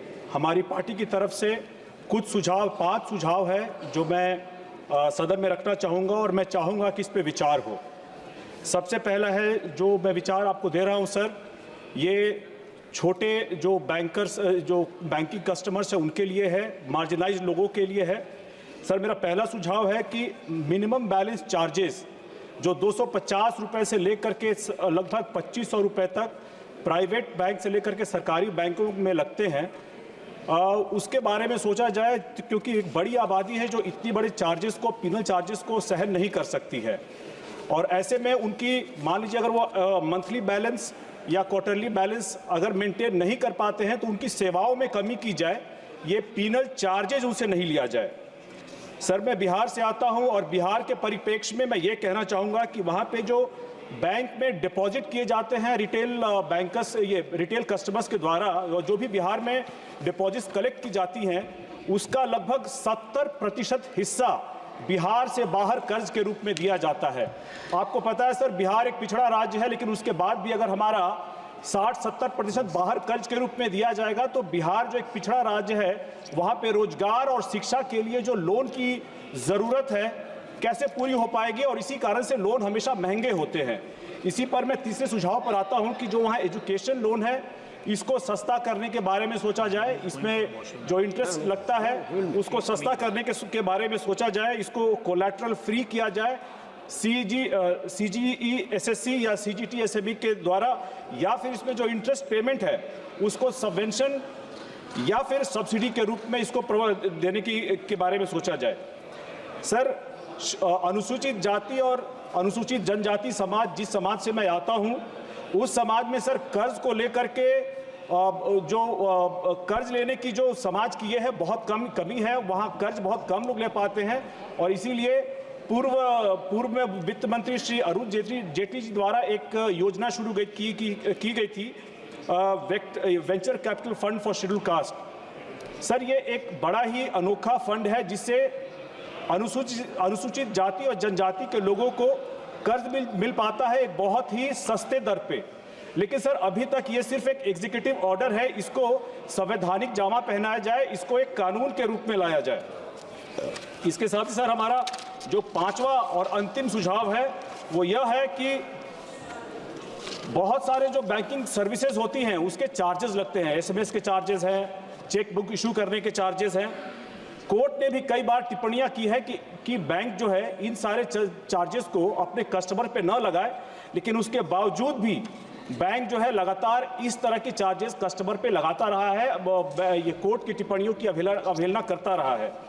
लास्ट में सर मैं ये कहना चाहूँगा कि मैं माननीय सदस्य संबित पात्रा जी के इस बात से बिल्कुल सहमत हूँ कि जो माइक्रो पेमेंट्स के लिए सरकार ने UPI या IMPS की सुविधा बनाई है, उससे रिटेल इन्वेस्टर्स को बहुत फायदा हुआ है और यही फर्क है UPA और UPI में। धन्यवाद sir. Thank you. Shri Mithun Reddy. Thank you, sir. The banking sector is growing at a phenomenal pace, and hopefully these changes, these amendments, what the Honorable Finance Minister has brought, they'll help us keep up the pace. Sir, she has brought some key positive reforms, firstly on auditor accountability, and then on simplified reporting, advocating a uniform filing schedule on 15th and the last day of every month. So this will reduce a lot of administrative bottlenecks. Then on flexibility for depositors, and also broader credit access in raising the threshold for substantial interest from 5 lakhs to 2 crores. So all these are in the, actually we should say that all these help our banking sector. And I have a few suggestions to make, sir. One is regarding the farmers and MSME sector. 62% of the country, of the people of our country are dependent on agriculture, and farmers are very important for the prosperity of our country. So a lot has been said about farmers, and there have been so many schemes where they're given loans with credit waiver and subsidies and even collateral-free loans. But not much is happening on the ground, even for MSME, sir. If we have to create more jobs, the MSME sector has to be supported in a proper way. So if you see, if we can provide incentives to commercial banks in the form of tax rebates or refunds for diversified credits to selected MSME sectors, low-scale farmers, etc., this might help the credit supply to the at the banking end, and it will help both the farming community and the MSME sector. And sir, one more issue, important issue I would like to bring to the notice of the Honorable Minister is that if you see student loans, sir, they contribute to the highest portion of non-performing loans as of this year, as per RBI's Financial Stability Report, July 2024. This is because we have not structured education loans in a proper way, and we are giving them as personal loans. So we as a country have the highest percentage of youth compared to any other country in the world. So without proper education to our children, our country is not going to go in the right direction. So I request the Honorable Finance Minister to create a structure so that all these NPS are taken care of and the students get the flexibility of repayment without having the pressure of being an NPA account, sir. Sir, and one more thing, I would like to talk about Andhra Pradesh agreement with SECI, sir, for the power. So there is a Telugu saying, which says that which says that one person said a bull or an ox has given birth to a calf, the other person said go tie it without even applying his mind, sir. Same is happening, sir. Andhra Pradesh government has made a contract with SECI, and it was not done with any private player or Adani or anybody, sir. I want to bring to the notice of the House. And SECI is a central government organization. SECI, it has not only made an agreement with Andhra Pradesh, several states, sir, both the NDA state, NDA ruled states, and even the India coalition ruled states. So how can there be a misdoing, sir? And that to the cost of power, which it was signed is ₹2.49. That too, it was done in 2021, and now it is 2024. I would like to bring to the notice of the House the latest auctions which have happened, bidding where various players have participated. The cost, if you see NTPC in May 24, the cost of power is ₹2.69. And if you see even SECI, which has signed with various people have participated in the bidding, it is ₹2.57. And even all the bids which have been done in 2024 are more than ₹2.49, which has been signed by Andhra Pradesh. Over the years, the cost of the panels also is coming down, sir. In spite of that, we got a better rate in 2021. And this has been propagated badly by a select few media houses and so-called pseudo intellects, which is not good. Through yourself, I would like to bring to the attention of the House and everybody, sir. This is a contract between a central government organization and state government with the lowest rate. And that too, when did it happen, sir? When the average cost of power was ₹5.90. The cost of power earlier, before 2019 was, solar power was, average cost of solar power was ₹5.90. And it came down to ₹2.49. And even today, not only Andhra Pradesh, sir, all our neighboring states, they have made a contract with SECI for more than ₹2.49. And that too, Andhra Pradesh had the facility of waiver of interstate transmission charges, sir. Even as I stand here, even if you go to the energy exchange today, sir. Honorable member, you made your point, though it is not connected with the bill. Sir, please go on. Please go on some other issue. Sir, today, if you see on GDAM, it is the cost of solar power is ₹3, sir, plus 2% commission to energy exchange, plus ISTC charges, plus 3 to 4% losses. So it is way above what we have signed. So all these comments or all these things, I only request one thing. I want them to apply their mind, not be biased, and talk about it. Thank you very much. Thank you. Sri Sudhakar Singh. Honorable Member Sudhakar Singh. Yes, please. माननीय सभापति महोदय, मैं banking कानून संशोधन विधेयक 2024 का विरोध करने के लिए खड़ा हुआ हूं, क्योंकि ये नियम बैंकों को कमज़ोर बना सकते हैं और आम लोगों के हितों को नुकसान पहुंचा सकते हैं। भले ही इन नियमों का कहना है कि ये बैंकों को और बेहतर बनाएंगे, लेकिन ये नियम बड़े लोगों को और ज़्यादा ताकत दे सकते हैं और आम लोगों की आवाज़ को दबा सकते हैं। मुझे डर है कि इन नियमों की वजह से बैंक पारदर्शी नहीं रहेंगे और लोग अपने पैसे को लेकर सुरक्षित महसूस नहीं करेंगे। इसमें एक विषय है कि सहकारी बैंकों के बैंकिंग अधिनियम 2049 की धारा 10A के तहत सहकारी बैंकों के निदेशकों का कार्यकाल 8 साल से बढ़ाकर 10 साल करने का प्रस्ताव लोकतांत्रिक कार्यप्रणाली को कमज़ोर करता है। अगर इन लोगों का कार्यकाल बढ़ा दिया जाता है तो ये लोग लंबे समय तक बैंक पर राज करेंगे और हो सकता है कि वो अपने निजी फायदे के लिए काम करें, न कि आम लोगों के हित में काम करें। दूसरा इसमें विषय है कि जमाकर्ता जो बैंकों में है उसमें संरक्षण का जो कानून है कमज़ोर पड़ेगा। पहले यह नियम था कि अगर किसी व्यक्ति के पास किसी बैंक के 5 लाख से ज़्यादा के शेयर हैं तो वह उस बैंक के फैसलों पे बहुत ज़्यादा प्रभाव नहीं डाल सकता, इसीलिए उस पर नज़र रखी जाती थी। लेकिन यह सीमा बढ़ाकर 5 लाख से 2 करोड़ रुपए कर दी गई है। इसका मतलब कि वह अब बहुत अमीर लोग बैंकों पर ज़्यादा प्रभाव डाल सकते और हो सकता है कि बैंकों का निजी इस्तेमाल अपने निजी हित में करें। सरकारी बैंकों पर नज़र रखने और उन्हें जवाबदेह बनाने की क्षमता कमज़ोर होगा इस कानून से, जहां विधेयक सार्वजनिक क्षेत्रों के बैंकों को लेखा परीक्षक पारिश्रमिक निर्धारित करने में विवेक प्रदान करता है। भारतीय स्टेट बैंक अधिनियम 1955 की धारा 41 यह कदम लेखा परीक्षक की स्वतंत्रता से समझौता कर सकता है, जोड़ तोड़ के लिए अवसर पैदा कर सकता है और सार्वजनिक क्षेत्र के बैंक संचालन में पारदर्शिता को कम कर सकता है।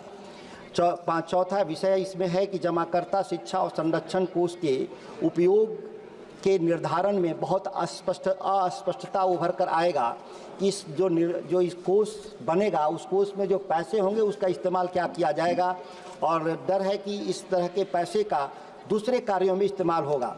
क्षेत्रीय और ग्रामीण क्षेत्रों के वाजिब जो चिंताएं थी इसमें नज़रअंदाज करने का काम किया गया है। विधेयक शहरी केंद्रित सुधारों पर असमान रूप से केंद्रित प्रतीत होता है। क्षेत्रीय ग्रामीण बैंकों और सहकारी बैंकों द्वारा सामना की जाने वाली अनूठी चुनौतियों की उपेक्षा करता है, जो हाशिए के समुदाय के लिए वित्तीय जीवन रेखा के रूप में काम करते हैं।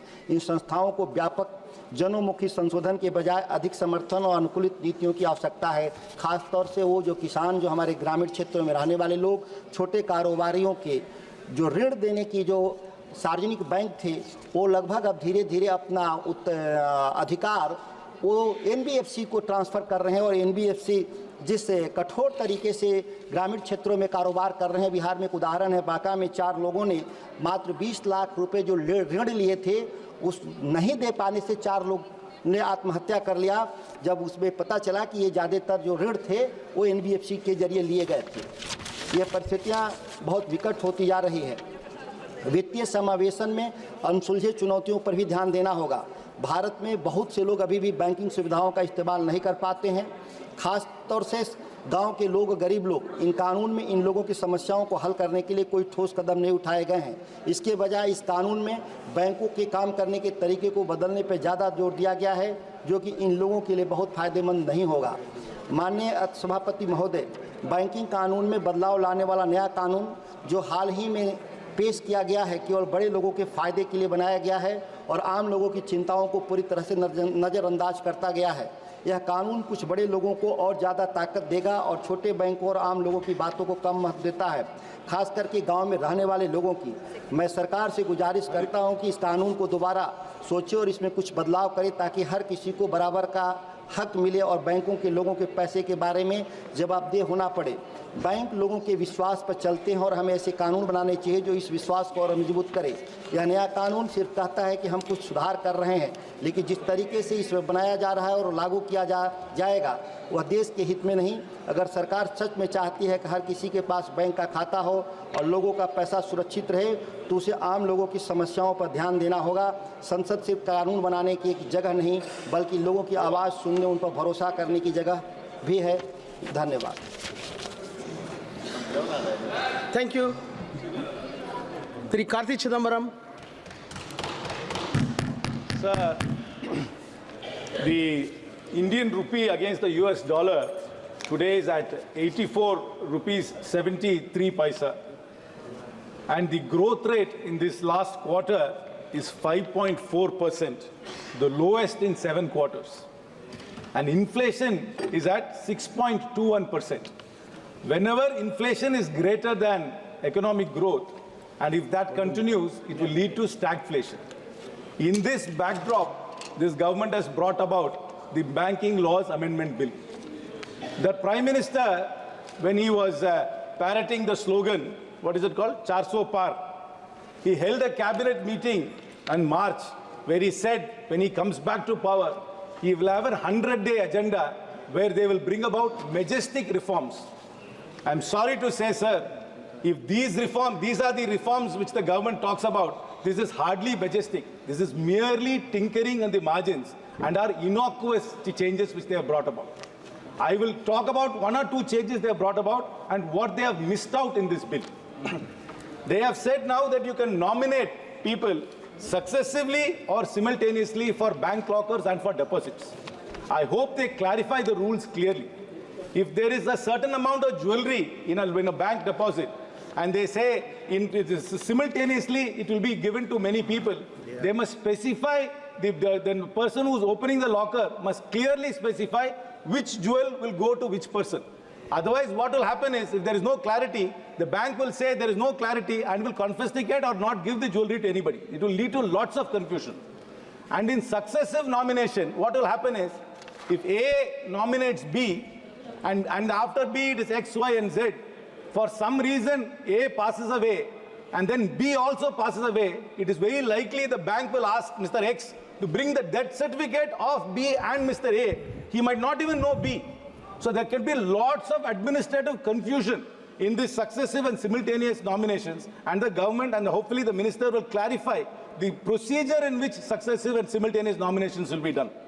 The other point is that, sir, they said unclaimed dividends will be sent to the Investor Education Protection Fund.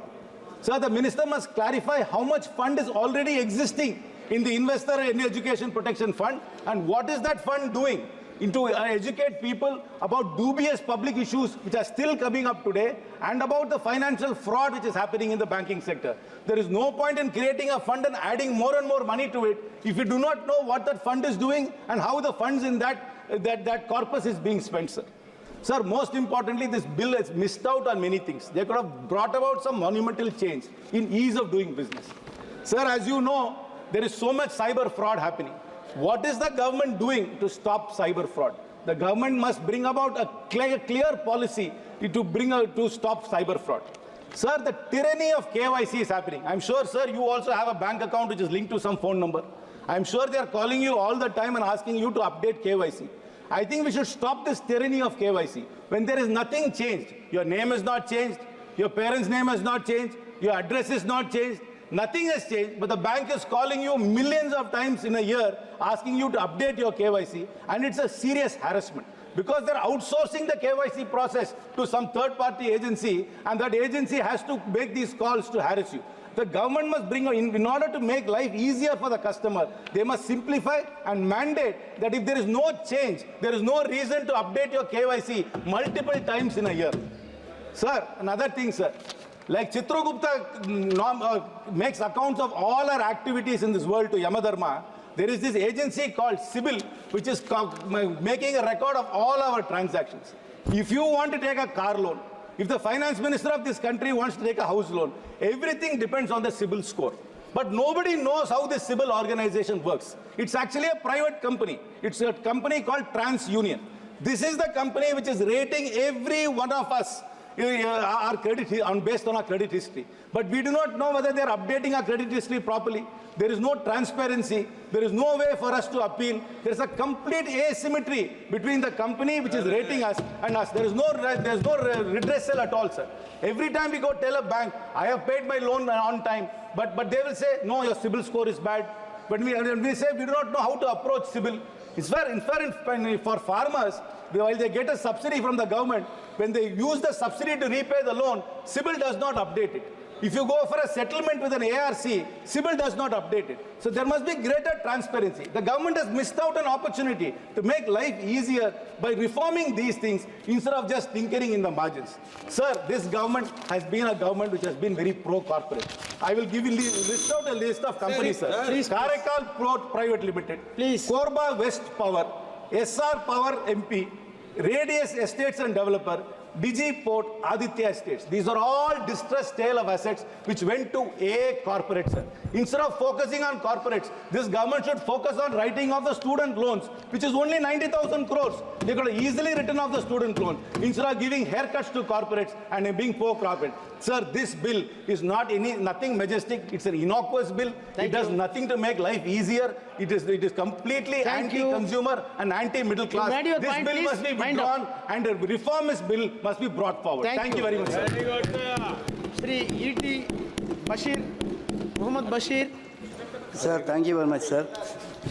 Sir, as far as India is concerned, we are having a very strong banking system.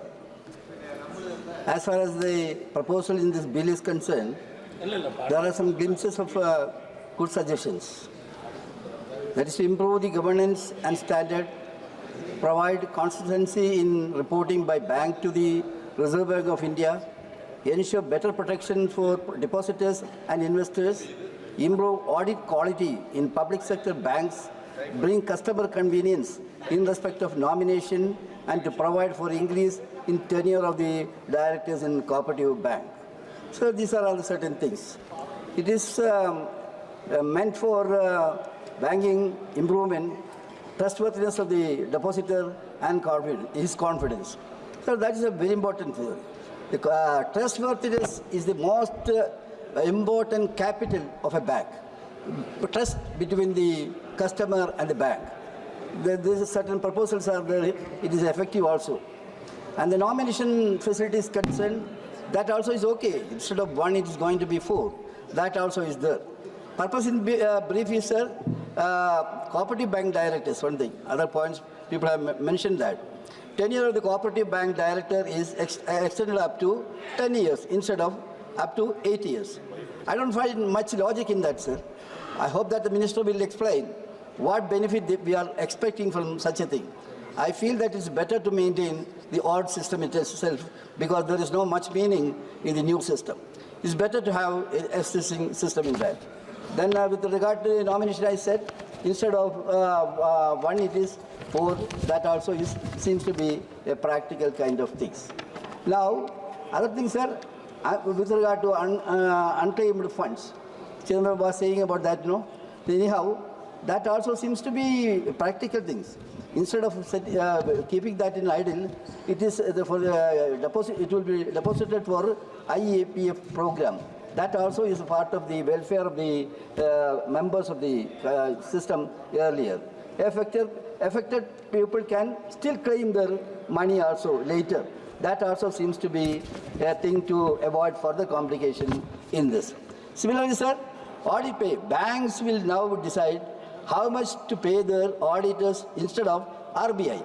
Whether there is feasible or not, that is to be discussed, sir. Sir, one thing I would just... Please conclude. Please conclude. Sir, Honourable member, 6 o'clock, yes, Minister has to give our reply. strength is what, sir? That is and more members are there. Please conclude. Because, widespread network we are having, that is one thing. And diverse portfolio, that is another plus point for Indian banking system. These things are there.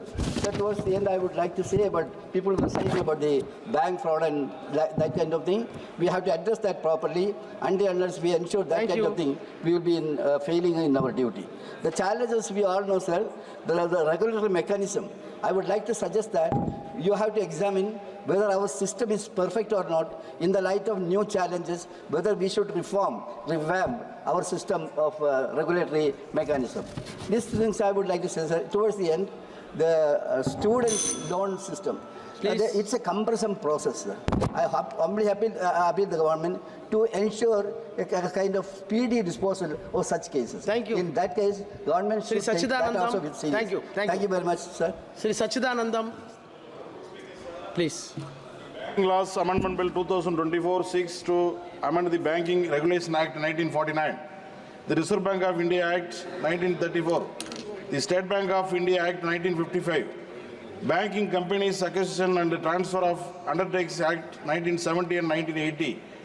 On behalf of Communist Party of India Marxist, I propose some amendments to the amendments which our Finance Minister proposed. It seeks to increase the substantial interest from rupees 5 lakhs to rupees 2 crores. It is on the higher side. Compared to the price rise and taking other things into consideration, it can best be increased to 50 lakhs. It seeks to amend the tenure of directors in cooperative banks from 8 years to 10 years. In our opinion, the increase in tenure will lead to vested interest. So instead of tenure could be reduced to 5 years. It seeks to amend the reporting dates. That is fine. The reporting dates can be amended. It seeks to amend the nomination rules. For a locker, instead of a single nominee or a joint nominee, it provides for 4 nominees, one after another. It is a welcome move. Another amendment with regard to transfer of dividends, shares and interest or redemption of bonds to the Investor Education and Protection Fund. we have to ensure that the claims after transfer are made hassle-free. Then it can be allowed.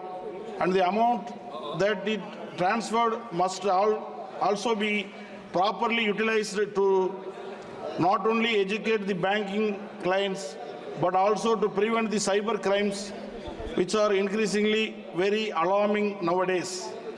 And it is again seeking to amend the provision to provide discretion to public sector banks in the matter of remuneration of auditors. Again, this will create vested interest to the top management of public sector banks. This aspect need not be amended. It is continued in the present system. Thousands of employees in the public sector banks fear job insecurity due to privatization. This bill does little to address their concerns. Why is the government not prioritizing employment stability, especially in the time of rising unemployment? This bill is yet to another example of the government prioritizing privatization and corporate interests over welfare of the common people. It jeopardizes the stability of banking sector, compromises financial inclusion, and creates opportunities to misuse of the system. I urge the government to reconsider its approach and prioritize strengthening our public bank system. Let us not sacrifice the nation's financial sovereignty at the altar of privatization. Thank you. Thank you. Please. Thank you. Sri Brem Chandar. Thank you very much, Mr. Chairman, sir, for providing me this opportunity to intervene in this debate. Sir, I have already given notices of amendments, more than 10 amendments. I will not speak at the time of moving amendments, so I may be provided with little bit bonus time. Sir, the Banking Laws Amendment Bill 2024 is against the basic principles of legislative process. At the time of introduction of the bill itself, I have made my opposition. Why? Because the distinct provisions of difference bill proposed to be amended are put together for attaining different aims and objects is not a fair legislative practice, for which distinct and separate bills have to be brought in the House so as to make amendments. In this case, 5 legislations are to be amended. I'm not going to the details of that. If it is rightly, honorable member from the other side has said that it is consequential amendments. These are all not consequential amendments. One is the Cooperative Director Board, and another one is regarding the threshold, and another one is entirely different. So different acts for different purposes and clubbed together and coming as a consolidated law means this is not a fair legal practice, legislative practice. So that is my technical objection regarding this bill that I have made at the time of the introduction of the bill also. Sir, coming to the contents of the bill, I support the bill, I support the bill with some reservations, Sir, the recent reports relating to Indian banking sector shows that Indian banks are more vibrant and resilient. And key banking indicators, namely credit growth, net profit, CRAR, GNPA ratio, NNPA ratio, PCR are in good condition, I do admit. I would like to know from the Honorable Finance Minister, at the same time when you are making a rosy picture of the health, financial, fiscal health of the Indian banks, when you are making such a picture, I would like to know from the Honorable Minister, what is the amount written off during the last 3 financial years? Sir, it is learned that in the last quarterly profit of SBI is 18,000 crores. That means per day SBI is making a profit of 200 crores. And I would like to know from the Honorable Minister, because the recent reply on 25th November 2024, this reply given by the Honorable Minister in question number 144, for the industry alone, during the 23-24, 1,80,500 crores of rupees are written off in 23-24 financial year. And as far as the retail loans, 90,000 crores of rupees have been waived off. So this is the way by which the banks are functioning. So that sector, I would like to know the clear picture regarding this. But as far as the SARFAESI is concerned, because Mr. Karthi Chidambaram was talking about the educational loans. See, the SARFAESI Act has become a big phenomena and it has become a big issue. As far as the single house loan borrowers and the small and micro enterprises loans, I suggest to the Honorable Minister, please, when it becomes an NPA, an opportunity may be provided to the small and micro enterprises loans, because small and micro enterprises loans are 80% of the MSME, 95% of the MSME is from this category, small and micro enterprises. So they should be given an opportunity to restructure the loans instead of stamping it as an NPA. This has to be taken into consideration, for which the government of India has to discuss with the Reserve Bank of India so as to have an amicable solution to help and protect this poor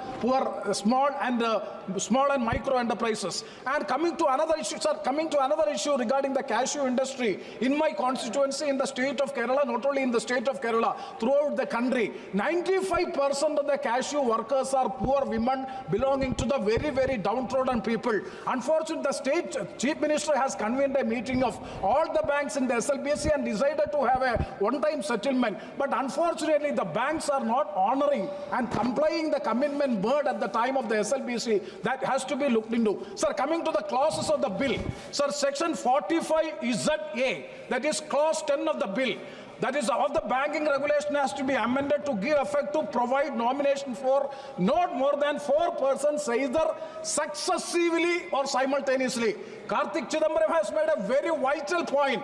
Successive and simultaneous nomination is more problematic than the existing provisions of the law.